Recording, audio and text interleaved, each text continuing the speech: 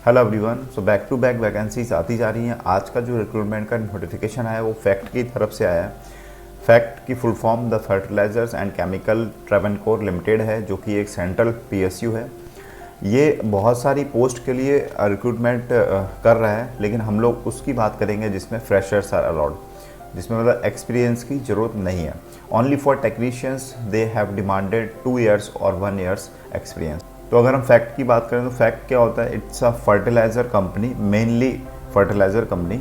Even though वो fertiliser के अलावा केमिकल्स, कैप्रोलैक्टम एक स्पेशल ट्रांसपेरेंट सॉलिड मटेरियल आता है जो कि फर्दर केमिकल्स में यूज़ होता है। ठीक है, और भी ये लोग manufacturing, engineering, design and consultancy, fabrication etcetera इन सब में काम कर रहे हैं। ठीक है, तो अभी हम बात कर लेते हैं कि क्या कौन कौन सी पोस्ट उन्होंने रिलीज की हैं। ठीक है, देखिए सबसे पहले हम बात करें तो ऑफिसर सेल की पोस्ट है। ठीक है, जो कि एक कह सकते हैं कि लाइक इट्स लिखा है ऑफिसर, बट इसका पे स्केल जो है मैनेजमेंट ट्रेनी से कम है। आगे हम बात करेंगे। और टोटल इसमें 8 वैकेंसीज़ हैं, बट इसमें प्रॉब्लम ये है कि उन्होंने लोकल लैंग्वेज आनी चाहिए, 2-3 लैंग्वेज दी हैं वो आनी चाहिए, only then you can apply. बाकी और जो इसके बाद वाली पोस्ट हैं इसमें किसी में लोकल लैंग्वेज नहीं मांगी है, मतलब ऑल ओवर इंडिया से कोई भी अप्लाई कर सकता है। तो मैनेजमेंट ट्रेनी केमिकल में 18 पोस्ट हैं, मैकेनिकल में 13 पोस्ट हैं, मैनेजमेंट ट्रेनी इलेक्ट्रिकल में 10 पोस्ट हैं, मैनेजमेंट ट्रेनी इंस्ट्रूमेंटेशन में 2 पोस्ट हैं, मैनेजमेंट ट्रेनी सिविल में भी 2 पोस्ट हैं, management trainee information technology 2 post हैं, management trainee fire and safety 6, management trainee industrial engineering 1 post है, management trainee human resource HR में 2 पोस्ट हैं, and management trainee in materials 2 post हैं। अब technician की बात करें तो प्रोसेस में 45, मैकेनिकल में 8, इलेक्ट्रिकल में 3, इंस्ट्रूमेंटेशन में 3 एंड सिविल में 3। तो टेक्नीशियंस के लिए क्या है, उन्होंने एक्सपीरियंस मांगा है 1 या मतलब 2 साल का मांगा है। अगर 2 साल में सफिशिएंट नंबर ऑफ एप्लीकेशंस नहीं आए उनके पास तो वो 1 साल का भी काउंट करेंगे। ठीक है, लेकिन जो मैनेजमेंट ट्रेनी की पोस्ट है उसमें कोई भी एक्सपीरियंस नहीं मांगा गया है। ठीक, बाकी जो ऊपर वाली पोस्ट मैंने छोड़ दी है, इनमें क्या है, इनमें 7, 8 साल, 9 साल इस टाइप के एक्सपीरियंस मांगे हैं। सिर्फ और सिर्फ इंटरव्यू बेस्ड होगा इनका, तो इनकी हम बात नहीं कर रहे हैं। हम सिर्फ वो बात कर रहे हैं जिसमें freshers can apply. Okay, next हम देखते हैं। देखिए जो पोस्ट कोड 18 से 22 है, मतलब यहाँ से बात करें जो ये वाला, मतलब टेक्नीशियंस का जो पोस्ट कोड है, इसमें क्या SC ST में वैकेंसीज काफ़ी कम है। लाइक किसी नीचे वाले 3 में तो है ही नहीं। तो इन्होंने ये बोला है कि as per central government policies SC ST की पर्टिकुलर वैकेंसीज़ होनी चाहिए जिस पे ये लोग काम कर रहे हैं, तो SC ST की वैकेंसीज़ बढ़ सकती हैं। तो आप जो SC ST वाले हैं they should apply for these post too. May be chances हैं कि वैकेंसीज SC ST के लिए वो लोग इंक्लूड कर दें। आगे नेक्स्ट बात करें तो 18 से 21 जो है, मतलब ये टेक्नीशियन की एक्सेप्ट टेक्नीशियन सिविल, ये शिफ्ट पैटर्न की ड्यूटी है, तो सिर्फ और सिर्फ male candidates are eligible to apply. Vacancy जितनी भी हैं ऑल इंडिया बेसिस हैं, बस ऑफिसर के लिए लोकल लैंग्वेज आनी चाहिए। उसमें भी अगर मान लो कोई बाहर वाला बंदा है, उसको अगर वो लैंग्वेज आती हैं, स्टिल ही और शी कैन अप्लाई। अभी नेक्स्ट बात करते हैं हम लोग इसेंशियल क्वालिफिकेशंस की, जो कि बहुत इंपॉर्टेंट है। उससे ही पता लगेगा हमें कौन अप्लाई कर सकता है, कौन नहीं अप्लाई कर सकता है। देखो इसेंशियल क्वालिफिकेशन की बात करें तो मैनेजमेंट ट्रेनिंग केमिकल में आपके पास बैचलर्स डिग्री इंजीनियरिंग, मतलब मान सकते हैं कि BTech की डिग्री इन केमिकल इंजीनियरिंग और पेट्रोकेमिकल इंजीनियरिंग और केमिकल टेक्नोलॉजी और पेट्रोकेमिकल टेक्नोलॉजी और petroleum refinery and petrochemical engineering और पॉलीमर टेक्नोलॉजी, इतनी सारी ब्रांचेज में आपके पास किसी एक ब्रांच में BTech की डिग्री है with 60% marks, then you are eligible to apply. Maximum age limit जो है वो 26 साल है। ठीक है, अगेन मैनेजमेंट ट्रेनी मैकेनिकल की बात करें तो क्या होता है, bachelors degree in mechanical engineering with 60% marks, यहाँ भी क्या है 26 ईयर्स एज है। Again management trainee electrical, bachelors degree in engineering in electrical और इलेक्ट्रिकल एंड इलेक्ट्रॉनिक्स और electrical and instrumentation with 60% marks, 26 साल यहाँ भी एज है। इंस्ट्रूमेंटेशन में सेम चीज़ है कि यहाँ पे आपको BTech की डिग्री इंस्ट्रूमेंटेशन और इंस्ट्रूमेंटेशन एंड कंट्रोल और इलेक्ट्रॉनिक्स एंड इंस्ट्रूमेंटेशन और electrical and instrumentation with 60% marks. ऐसे सिविल में in civil engineering with 60% marks, information technology में bachelors degree in computer science और इंफॉर्मेशन टेक्नोलॉजी विद 60% मार्क्स, ठीक है। फायर एंड सेफ्टी में आपके पास bachelor degree in fire and safety with 60% marks होने चाहिए, ठीक है। इंडस्ट्रियल इंजीनियरिंग में डिग्री इन इंडस्ट्रियल इंजीनियरिंग मतलब like BTech in industrial engineering with 60% marks और मैक्सिमम एज जो है सबके लिए सेम है। अगेन ह्यूमन रिसोर्स में क्या है कि 2 साल का आपके पास या तो ग्रेजुएट डिग्री या 2 साल का जो है पोस्ट ग्रेजुएट डिप्लोमा हो इन HR, पर्सनल मैनेजमेंट और इंडस्ट्रियल रिलेशंस और लेबर वेलफेयर और सोशल वर्क, ठीक है। इन सब में आपके पास किसी भी एक सब्जेक्ट में आपके पास या तो डिग्री 2 साल का या हम कह सकते हैं कि दो साल का पोस्ट ग्रेजुएट डिप्लोमा आपका होना चाहिए, only then you are eligible to apply. Management training materials में क्या है, bachelor degree in any engineering, कोई भी इंजीनियरिंग ब्रांच में आपके पास कोई भी डिग्री हो चलेगी, या आपके पास 2 साल का ग्रेजुएट डिग्री या 2 साल का पोस्ट ग्रेजुएट डिप्लोमा है आपके पास with 60% marks, then you are still eligible to apply. Technicians process की बात करें तो इसमें वैकेंसीज काफ़ी ज़्यादा हैं। इसकी बात करें तो आपके पास BSc degree in chemistry, industrial chemistry और डिप्लोमा इन इंजीनियरिंग, इंजीनियरिंग मतलब ये जो ब्रांचेज इन्होंने मेंशन किए हैं इसमें, ठीक है। और उसके साथ साथ आपके पास 2 साल का एक्सपीरियंस होना चाहिए in operation of a large fertilizer, chemical, petrochemical plant, ठीक है, या इससे मिलता जुलता कोई भी प्लांट हो उसमें आपका 2 साल का एक्सपीरियंस होगा। अब इसमें उन्होंने बोला कि अगर 2 साल के एक्सपीरियंस वाले सफिशिएंट कैंडिडेट को नहीं मिल पाए देन वो 1 साल का एक्सपीरियंस भी काउंट कर सकते हैं, ठीक है। और SC ST के लिए अगर नहीं 1 साल वाला भी नहीं मिल पाता है then they can also consider candidates without experience, ठीक है। नेक्स्ट बात करते हैं हम मैकेनिकल की। तो मैकेनिकल में क्या अब जो कोर वाले हैं उनके पास क्या डिप्लोमा की डिमांड है। जो प्रोसेस के टेक्नीशियन थे उनके लिए BSc डिग्री थी, क्योंकि वो साइंस बैकग्राउंड से लेंगे लोग प्रोसेस वाले, ठीक है। लेकिन यहाँ मैकेनिकल क्या है, they are from engineering field, तो उनके लिए क्या है diploma in mechanical engineering with 2 years experience. Then again technician electrical के लिए diploma in electrical engineering with 2 years experience. Then maximum age की बात कर लेते हैं एक बार, वैसे मैंने बताया आपको साइड में। ऑफिसर्स और मैनेजमेंट ट्रेनिंग के लिए मैक्सिमम एज लिमिट 26 साल की, 29 साल, 31 साल, मतलब क्या है कि 26 साल जनरल के लिए, OBC NCL के लिए 3 साल का रिलैक्सेशन होता है और SC ST के लिए 5 साल का होता है as per central government policies, ठीक है। देन अगेन PWD के लिए क्या होता है 10 साल का रिलैक्सेशन होता है। देन अगेन वो 10 साल के बाद क्या होता है, अगर वो OBC NCL वाले हैं तो 3 साल का और SC ST वाले हैं तो 5 साल का और हो जाएगा, ठीक है। बट इन्होंने मेंशन किया कि एनी हाउ सारे रिलैक्सेशन लगा के 53 एज से ऊपर के नहीं भरे, ठीक है। तो आई थिंक 53 तो बहुत ज़्यादा ही होगी, इतना तो नहीं पहुँचे कोई भी। टेक्नीशियंस की बात करते हैं तो इनमें 35, 38, 40, ठीक है। यहाँ इन्होंने लिखा है कि बॉर्न ऑन और आफ्टर, यहाँ डेट इन्होंने मेंशन कर दी कि इसके बाद के ही अप्लाई करें, ठीक है। ओके, मतलब एक साथ 1996 के बाद के, एक साथ 1993 और एक साथ 1991 इन केस ऑफ SC ST। पे स्केल की बात कर ले, देखो ऑफिसर सेल्स की बात करें जो कि पोस्ट कोड 7 थी, मैंने आपको बताया था ऊपर, उसमें क्या है कि 6 मंथ का प्रोबेशन होगा, उसके बाद में आपको स्केल ऑफ पे जो होगा 12,600 हो जाएगा, ठीक है। और E0 ग्रेड पे रखा जाएगा। मैनेजमेंट ट्रेनिंग की बात करें जो पोस्ट कोड 8 से 17 तक का जो था, उसमें क्या है देखो आपका 2 साल का होगा प्रोबेशन पीरियड। 2 साल में फर्स्ट ईयर जो होगा उसमें 30,000 रुपये पर मंथ मिलेगा, ठीक है, besides other benefits.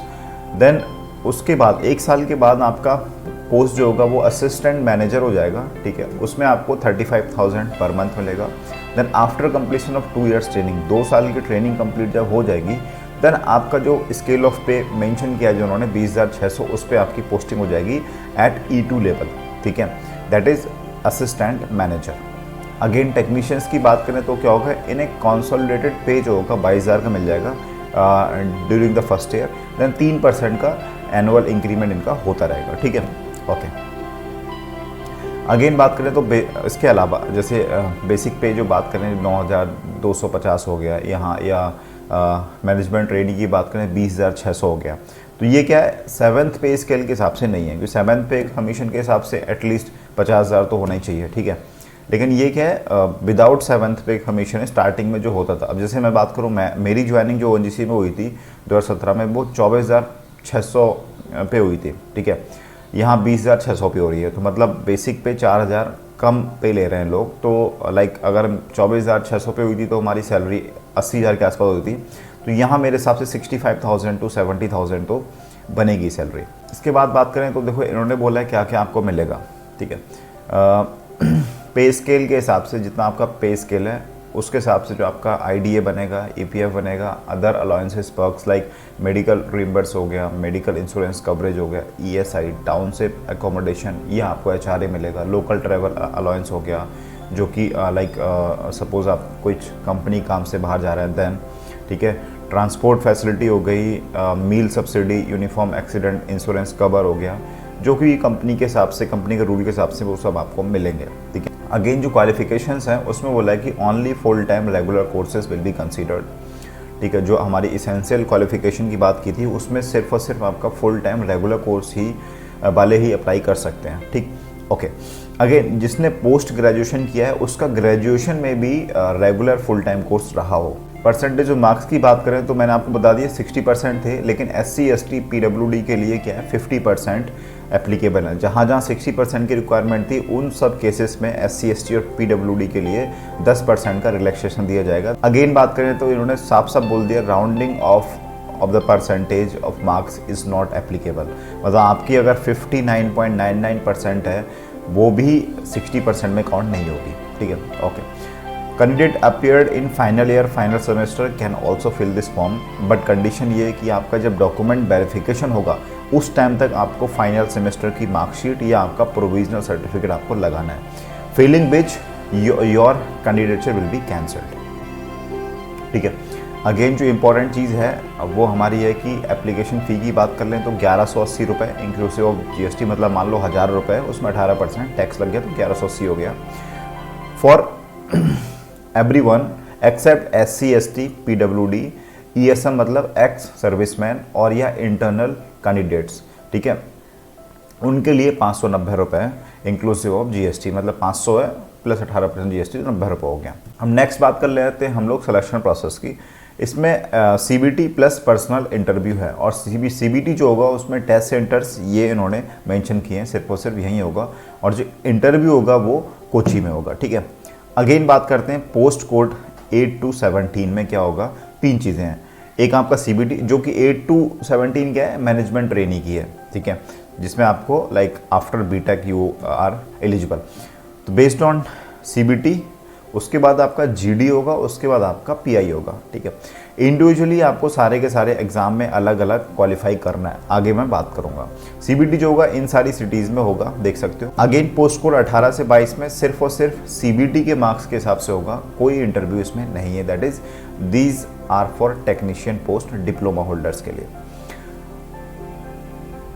Again CBT की बात करें तो CBT का सिलेबस क्या होगा, देखो managerial post under post code of 7 to 17, मतलब हम बात कर लेते हैं कि जो हमारा मैनेजमेंट ट्रेनी के लिए था उसकी बात करें तो क्या होगा। देखो 120 मिनट का एग्ज़ाम होगा, मतलब 2 घंटे का आपका एग्ज़ाम है, जिसमें पार्ट 1 और पार्ट 2 होगा। पार्ट 1 में क्या होना है आपका 60 क्वेश्चन आएंगे, जिसमें 40 क्वेश्चन जो होंगे एप्टीट्यूड से आएंगे, 10 क्वेश्चन इंग्लिश से आएंगे और 10 क्वेश्चन आपका GK से आएंगे, ठीक है। तो एक एक नंबर का क्वेश्चन होगा इसमें पार्ट 1 में। देन पार्ट 2 में 60 क्वेश्चन आएंगे, जिसमें टेक्निकल जो आपका सब्जेक्ट है that is related to your essential qualification, वहाँ से पूछे जाएंगे, और हर एक क्वेश्चन 1.5 नंबर का होगा, 1.5 मार्क्स का होगा, ठीक है। अब बात करते हैं नेगेटिव मार्किंग है कि नहीं है। हाँ, यस, नेगेटिव मार्किंग है।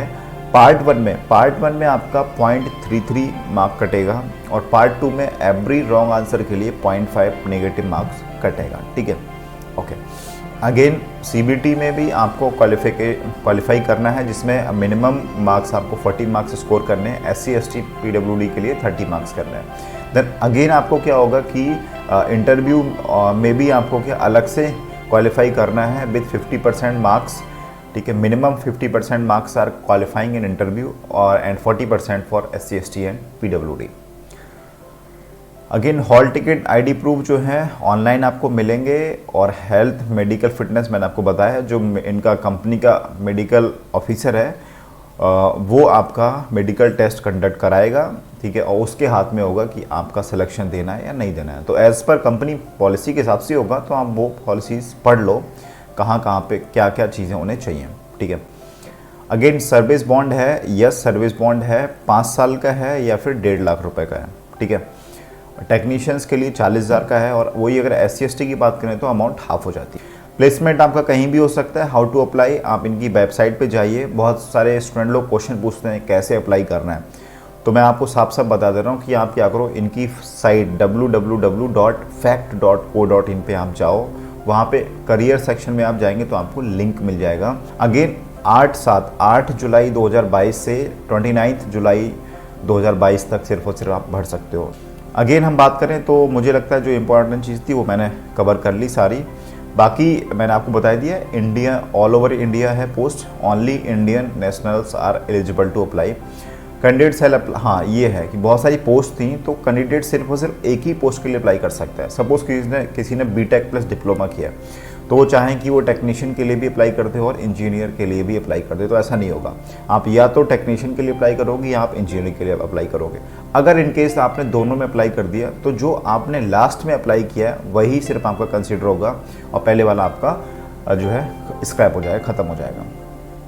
अगेन अगर कोई PSU central government state government में जॉब कर रहा है, तो आपको NOC प्रोड्यूस करानी पड़ेगी at the time of document verification. Again एक और इम्पॉर्टेंट चीज़ है, देखो out station SC/ST PWD candidates जो कि GD PI के लिए बुलाया जाएगा, उनको सेकेंड क्लास का क्या होगा, to and fro railway fare मिलेगा, और बेस्ड ऑन एक्चुअल टिकट, जो आपको एक्चुअल टिकट के हिसाब से मिलेगा और जो आपके अकाउंट में आएगा, बैंक अकाउंट में, ठीक है। लेकिन सिर्फ और सिर्फ SC/ST PWD के लिए, बाकी के लिए नहीं होगा। अब इसमें भी एक और कंडीशन देखो, अगर मान लो SC/ST PWD कैंडिडेट है और वो at the time of document verification पे कुछ भी प्रोड्यूस नहीं कर पाया, या कुछ ऐसी होगी जो like he doesn't have that document, then आपको कोई TA नहीं मिलेगा और आपका कैंडिडेचर उस टाइम पे कैंसिल भी हो सकता है। तो डॉक्यूमेंट वेरिफिकेशन के टाइम में डॉक्यूमेंट की लिस्ट जो है प्रॉपर चेक करके लेके जाओ। तो आई थिंक इंपॉर्टेंट चीज़ें हमने शेयर कर ली हैं। तो अगर आप इस चैनल पे नए हैं then you can subscribe the channel, क्योंकि मैं ऐसे रिक्रूटमेंट नोटिफिकेशंस और मैकेनिकल के कुछ इंपॉर्टेंट कॉन्सेप्ट्स हो गए वो सब लाता रहता हूँ, और आपको इंटरव्यू गाइडेंस भी देता रहता हूँ। तो अगर आपको कोई डाउट है in case of interview, technical thing, कोई भी चीज़ में, then you can ask, I may help you in that regard. तो ठीक है, मिलते हैं हम लोग नेक्स्ट क्लास में। Till then take care, bye bye.